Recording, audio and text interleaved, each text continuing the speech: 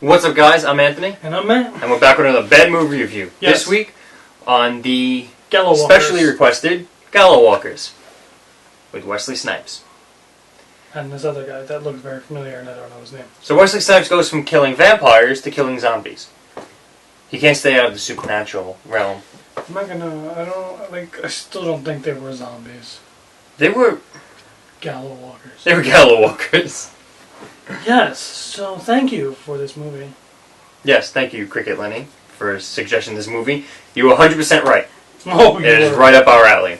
So the movie starts out with this kid who has fake hair. That's it. Thank you. all I have to say about that. Like it's not that it was fake hair, because obviously people have fake hair, but you could tell it was a wig. No, yeah, I mean, it didn't even look remotely real at all. And I think that went for a lot of the people in this movie, because they all, anyone in this movie had blonde hair. I think it was like a cult. The whole movie was basically, It was like a Henson fan club. Really? So, I gotta be honest, I didn't really know what was happening for like the first half of the movie. It was literally just, the majority of the movie were people standing, or standing and shooting. Standing, staring, like I just was. Shooting, staring, shooting, standing. Yeah, and even the gunfights, even, it wasn't like these, action-packed shootouts that you could get in a Western, because they did exist. It was just, they were standing there, and whoever drew that gun first popped off a few shots, and the fight was over. I mean, there was just no action in this movie. There was no, woo, let's get up there. You get into the movie, and there's these four guys. Mm-hmm. And Wesley Snipes shows up, kills the two guys, shoots them dead, shoots the other guy, puts his fingers into the bullet hole in the back, and then just tears off his head. With his spine. The whole spine like intact. The head, the spine, it came connected, and the guy was... With his bare hands. So I didn't understand how he... I could understand, obviously it's impossible, but I could understand what they were going for if he had grabbed the head and ripped or whatever. But you saw him specifically put his hand in the guy's back, so that's going for his spine. Then how did his head come off attached with the spine? Don't know. What? And then later on, a few minutes later, halfway through the movie, we meet Bacon Man. Bacon Man, yes. He was an important character. He was very important. And I liked him better. He was more intimidating when he was Bacon Man. Yes. But then what happened was he had to get new skin, so they skinned the guy. And they put his face on him. And they put his face on him. Like in Face Off. Yeah. But just basically, more that's creepy. what the GallowWalkers were, though. They were... so the GallowWalkers were zombies. Technically. Yeah, technically speaking. But it was more just... And I think they weren't the typical zombies because it was a curse. Yeah, because at this point you still don't know that. Nope, you don't. You don't know nothing. You just see zombies. And actually, let me just get this right here. Wesley Snipes rescues some guy, and then I guess he's putting through a trial to see if he's worthy to help him or good enough. So he throws him in a pit, and this pit has zombies in it, or GallowWalkers. Whatever you want to call them. And if this kid gets out, survives, then I guess Wesley Snipes is going to team up with him. The only problem with that is that every zombie that attacked him in the pit looked identical. Yes. They all look like the same person. Really? Just stick someone else in there with makeup and make him run at him. It looked like the exact same guy ran at him 3 or 4 different times from different angles.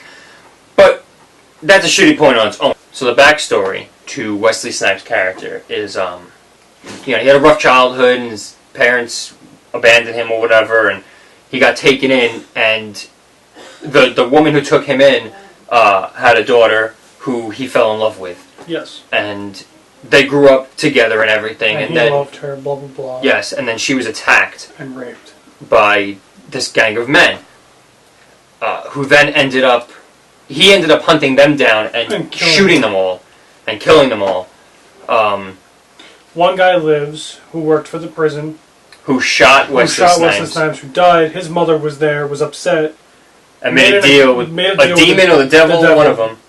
And he says, yeah, your son will live, but he will live with a curse, basically. Right, so the curse was that he is a GallowWalker. Or he was resurrected. He was resurrected. And anyone he kills is resurrected as these GallowWalkers. And has to kill them again anyway. Well, that's just him going around killing them again. Stupid. So the whole point of Bacon Man was because everyone in his crew was resurrected except his son. Because what you find out is in the prison, his son killed himself. So because Wesley Snipes didn't kill him, he didn't come back. So the whole point of Bacon Man is to find a way to resurrect his son. Which the whole time, like, it's not going to happen. It's just impossible at this point. Like, no matter what you do. Like, he kept trying to find skin for his son. And then they went but it wasn't going to work. This whole ritual place for it. Yeah, but it wasn't going to work anyway. So that was Wesley Snipes' backstory with these GallowWalkers and everything like that. But you don't find that out until the end of the movie. I don't know if it was the end, but in my opinion, it was way too long. Maybe half hour for me to even care. You know, like at that point when they finally explained it, I was like, "Oh, okay." This movie will. Yeah. This movie almost put me to sleep. Like I was in and out the last 20 minutes of this movie, and of course, why? Because it continues to just be this. Even the action set pieces are just standing and see who could have the quick draw, you know, and shoot first. And even the action wasn't exciting. What happens is the GallowWalkers wind up getting to where the homestead is, basically that Wesley Snipes, his new partner, whoever the lady was, 'cause I'm not sure who she is now, and then the kid. And now they were there all day. They arrived, the GallowWalkers arrive, and all of a sudden you have people in the sand buried. And they sit up. Nobody saw them all day. How long were they there? And they must have some wicked sunburn. And then the guy in the well. What'd he do? That sand roll in, just jump in the well? Let me out of here. Two of the guys had metal masks, metal helmets, and he's shooting them in the head. And they just kept getting back up because, you're shooting them in a metal fucking helmet. It's not going to make contact. So then there's this big epic fight with this one guy who I think they called Skullbucket. He was the one with the big spiked helmet. Yeah. And that fight just looked, to me, kind of looks sloppy. We have to mention that he killed his partner. Because he was stabbed already. So that's before you find out. That was before you found out the curse. Yeah, and I was like, well... Because I even asked you, because what happened was he got stabbed by Skullbucket's spiky helmet thing. So, in hindsight, looking back, Wesley Snipes did that in order to keep him alive, technically, because he knew he was going to die from the stab wound, and if he died on his own, then he's gone. So... And then right after he does that, he goes, well, let me tell you this. I didn't tell him the story. So what happened was, after he woke up as a GallowWalker, I even turned to Matt and I was like, how did he know he was going to turn to a GallowWalker? What was that all about? And then you find out that whole backstory of the curse. And which was about 20 minutes to the end of the movie. Right, so then you find out, it's like, oh, okay, so now it makes sense that, in hindsight, he killed him to actually save his life. And that was an interesting twist. I just wish we knew a little bit about it before it happened. Yeah. Because then I just got confused. How did he know that was going to happen? But that's what this movie did. So, then you get to the very, very end of the movie, and you have Wesley Snipes standing off against Bacon Man, who's wearing his face thing. And then the partner shows up as the GallowWalker, of course, and then it just...